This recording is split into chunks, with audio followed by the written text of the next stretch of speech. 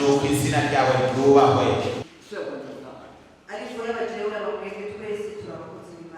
We have different culture and different heritage.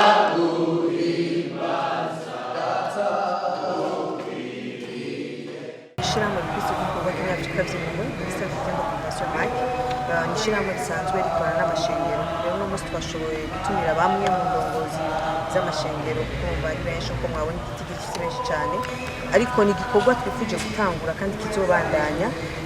Twagira umuntu bwo kuba turi kumwe n'umukozi w'Imana w'umumisiyoneri ava mu gihugu cya Korea y'Epfo, aho ashaka uno munsi kwibutsa abakozi b'Imana mbega Imana yabahamagariye iki, mbega umukozi w'Imana ajejwe gukora iki. Ibyo byose ni mu ntumbero yo gutegura amatora y'2020. Murazi byabaye muri 2015, abakozi b'Imana byagiye bigora, babyifatamo ukutabereye kuko hari igihe umuntu yibagira icari akibagira n'icyo Imana yamuhamagariye.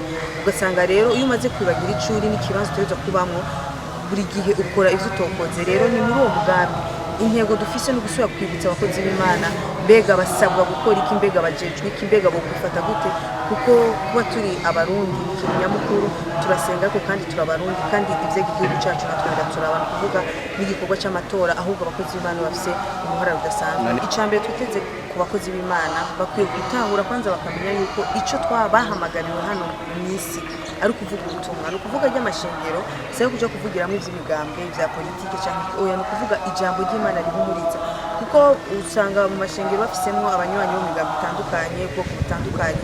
Rero mu bico bahamagarirwa ni gushira abantu hamwe muri cya kivugo cyacu cy'ubumwe mu budasa. Dusubira tukabibutsa yuko n'indongozi zitezo kwigisha abantu kuba mu bumwe mu budasa.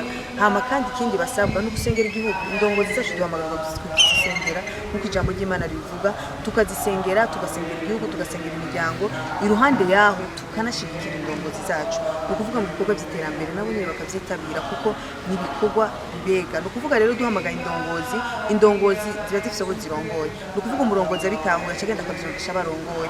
Rero ni ukuvuga yuko ni umugambi wo kugira ngo abarundi tushitse kubigisha no kubinjiza bose mu civugo cy'ubumwe mu budasa kugira ngo twubake igihugu cyacu.